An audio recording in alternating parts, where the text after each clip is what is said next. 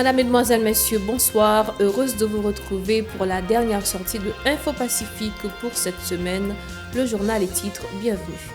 Le différend entre le CPT et le Premier ministre Gary Conille connaîtra-t-il une issue à la suite d'une réunion tenue vendredi entre les deux pôles de l'exécutif? Le Conseil présidentiel aurait adopté une résolution signée par 5 des 7 membres votants visant à renvoyer le chef du gouvernement.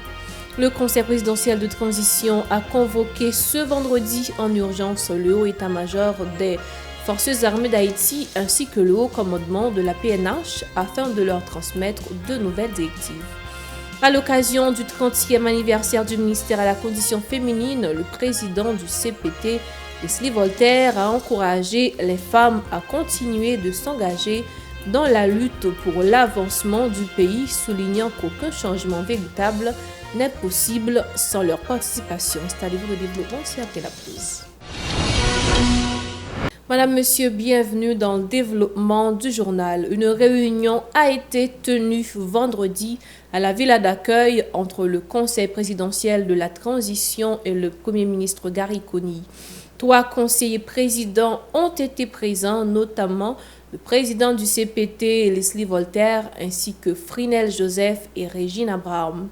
Les discussions ont porté sur le remaniement ministériel auquel le chef du gouvernement s'oppose fermement, refusant tout changement au sein de son cabinet. Suite à cette rencontre, les membres du CPT se sont réunis immédiatement.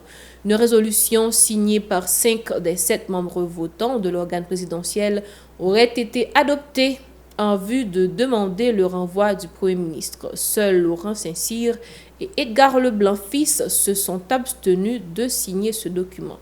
Par ailleurs, le CPT a convoqué en urgence ce même vendredi le haut état-major des Forces armées d'Haïti et le commandement supérieur de la PNH pour leur transmettre de nouvelles directives.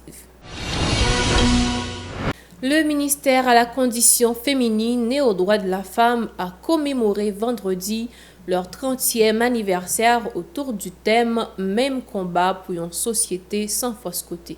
À cette occasion, le coordonnateur du Conseil présidentiel de transition, Leslie Voltaire, a salué le courage des femmes qui luttent pour l'avancement du pays et l'égalité entre les femmes et les hommes. Il les a exhortées à poursuivre le combat en dépit des circonstances difficiles. Écoutons-le au micro de Hirsch Résil et Marie-Carmel Auguste. Mesdames, vous êtes le cœur de notre société, le moteur de l'économie nationale, particulièrement vous qui investissez dans le milieu agricole, vous les ouvrières qui vous battez dans les syndicats en milieu urbain, vous les commerçantes et les employés des administrations publiques et privées. Bataille la beaucoup finie, lutte la vie difficile, chez la vie pilou, mais femmes haïtiennes habituées bataille. Nous sommes conscients que vous payez aujourd'hui le lourd tribut du manque de services et d'équipements dans notre pays, des déplacements forcés dans vos quartiers, de la paralysie du commerce de gros et de détail de nos fiers Madansara, de l'anéantissement de vos entreprises, des rapatriements, des viols, des assassinats et l'enrôlement de vos enfants soldats, nos enfants soldats. La liste des souffrances est longue. Cependant, plus que jamais, la nation compte sur vous, mesdames, dans le combat pour une société harmonieuse, pour le rétablissement de la sécurité et le retour de la vie de nos quartiers. Mais pour ça fait vraiment, il faut que l'État mette des priorités sur tout service à équipement dans le ville et dans le pour soulager les filles et les femmes. Il faut que mette des plans potables pour les filles pour obliger à chercher de l'eau bien loin et qui pénalisent dans tout ça à votre plan. Dans mon parcours professionnel et grâce à vous, mesdames, j'ai appris qu'aucun changement radical et positif ne peut se faire dans notre pays sans l'intervention des femmes. Mesdames, nous mettons compter sur moi. On travaille ensemble pour la vie meilleure.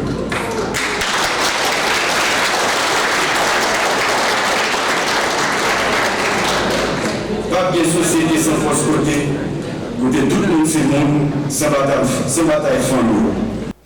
Ulrika Richardson, représentante des Nations Unies, a félicité les femmes haïtiennes, soulignant leur courage et leur résilience face aux nombreux défis auxquels elles sont confrontées. Ses propos. Cette cérémonie marque 3 décennies de lutte incessante, de résistance et de progrès significatifs pour les droits des femmes en Haïti. C'est grâce à la détermination des femmes haïtiennes que nous avons pu faire avancer la cause de l'égalité des sexes dans ce pays. Je salue toutes les femmes qui ont occupé la fonction de ministre à la condition féminine et également le seul homme qui a occupé ce poste. Et je dois dire que sans les hommes dans ce combat, on ne va jamais voir la victoire. Les ministres et les cadres des ministères, ont facilité l'amélioration du cadre juridique en matière d'égalité des droits entre les femmes et les hommes et a permis de canaliser la conviction à la détermination du mouvement des droits des femmes en Haïti.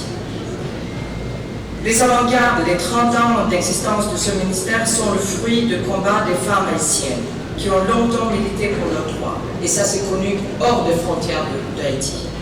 Leurs efforts ont trouvé un écho mondial avec la conférence de Beijing en 1995, où les droits des femmes ont été officiellement inscrits à l'agenda international.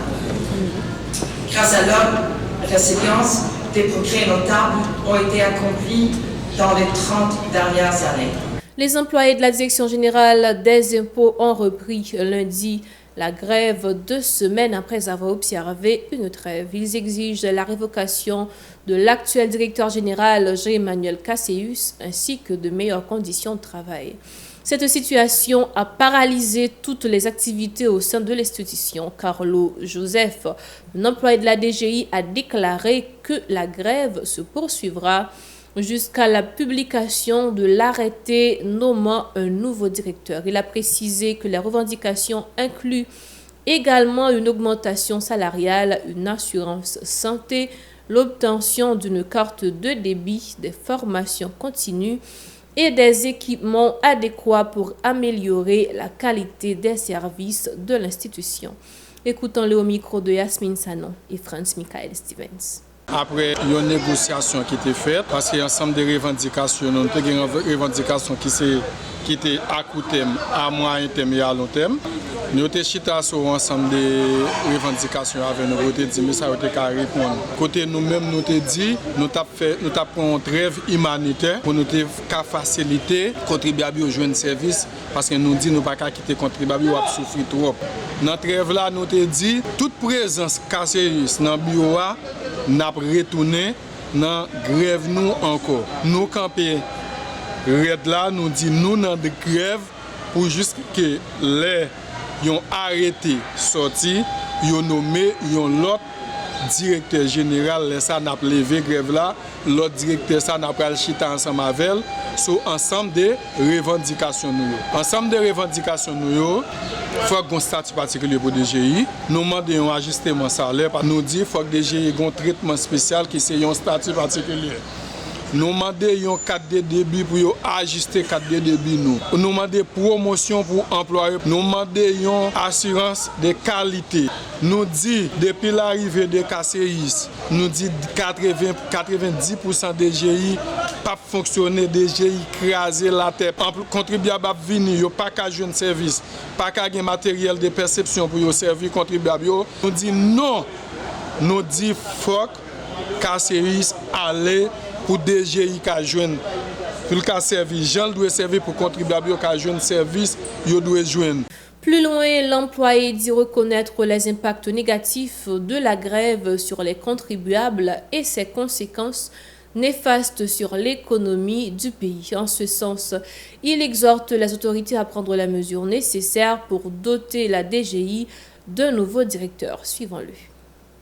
C'est pour raison ça n'a demandé NexCTP avec Gary Koni qui ça vient faire pour ça DGI représenter pour CTPA avec Gary Koni fermer yeux sur lui. Nous connaissons DGI pas qu'à fermer, les DGI fermés c'est tout pays qui fermé, c'est tout pays qui a souffert.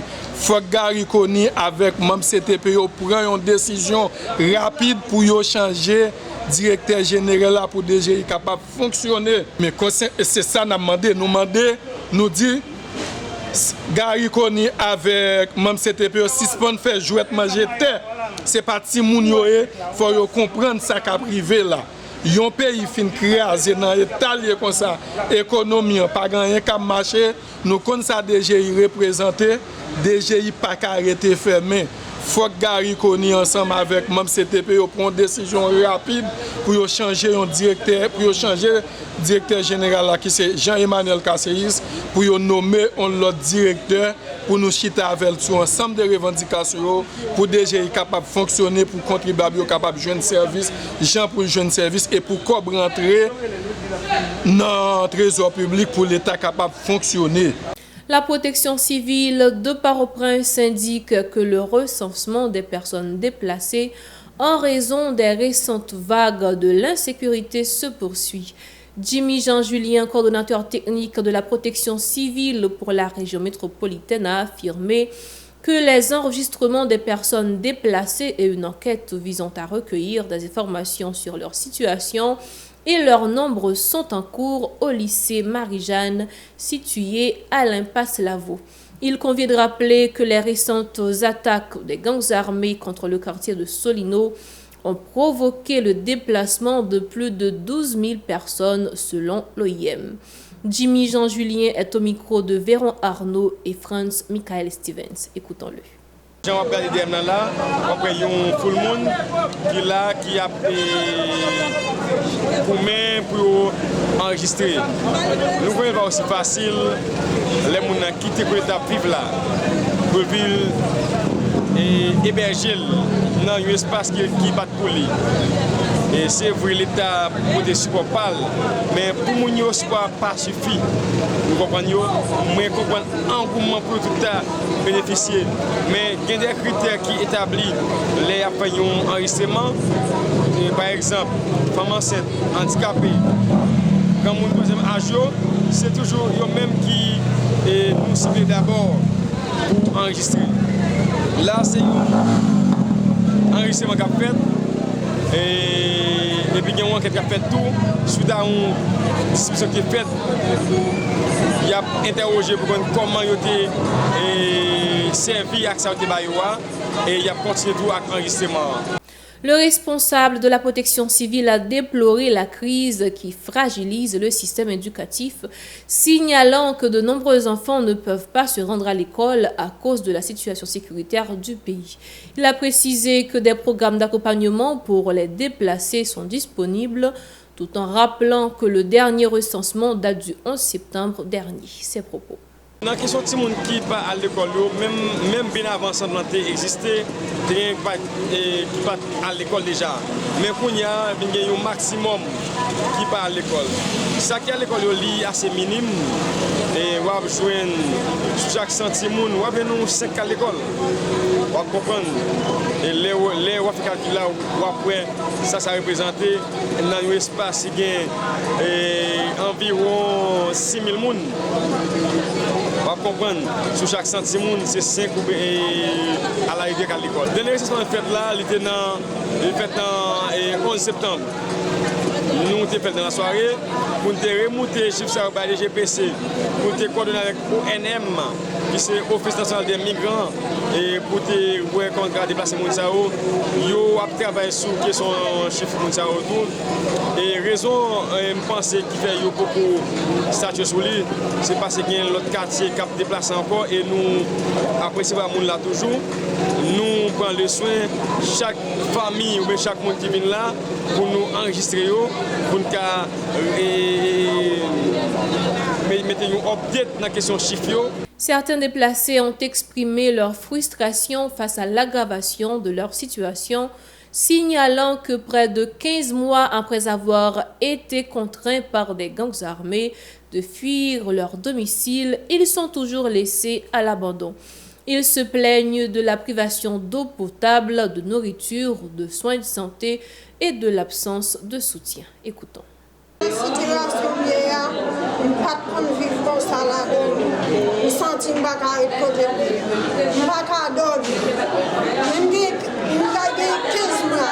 Depuis 13 août 2022,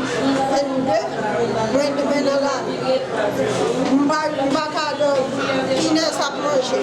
On a fait à manger. On va pas dormir, on va pas personne. Nèg lo manger mari, on perd un semaine, on perd un neveu. Non là, on va pas personne. On va même si machine qui doit acheter même l'eau. Qui nous nous ne sentons pas arrêter dans cette situation. S'il vous plaît, en tête, nous demandons, s'il vous plaît, pour nous lever un côté parce que nous sommes battus. Parce que l'âge dans la rue, dans l'âge on ne peut pas faire ça. La coalition des partis signataires de l'accord de Montana a dénoncé l'ambassadeur américain Dennis Hankins qui a admis être en contact avec des bandits armés pour discuter de la sécurité de l'ambassade américaine.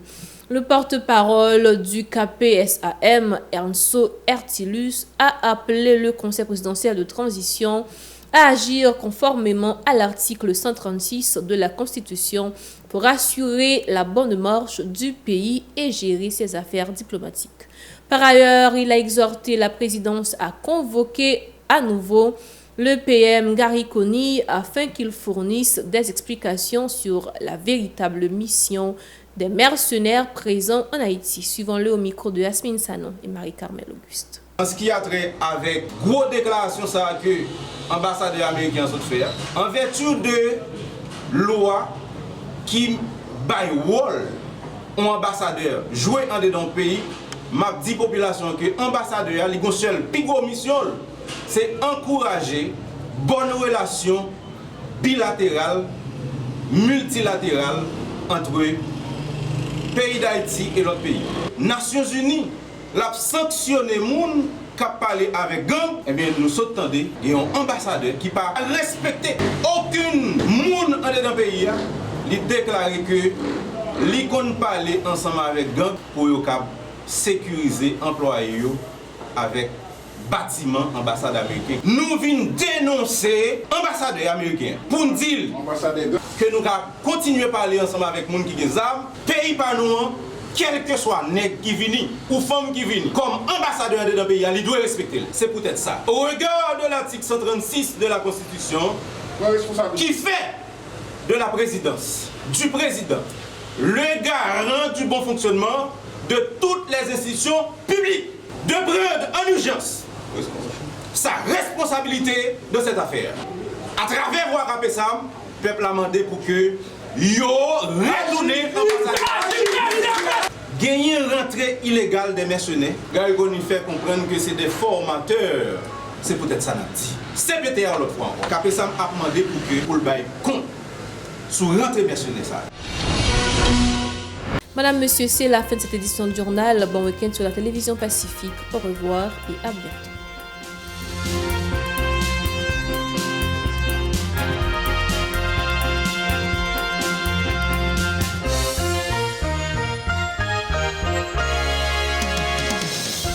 Si vous jugez que cette vidéo est intéressante, n'hésitez pas à liker et partager la vidéo. Et surtout, n'oubliez pas de vous abonner à cette chaîne et activer la cloche de notification pour ne pas louper aucune de nos vidéos.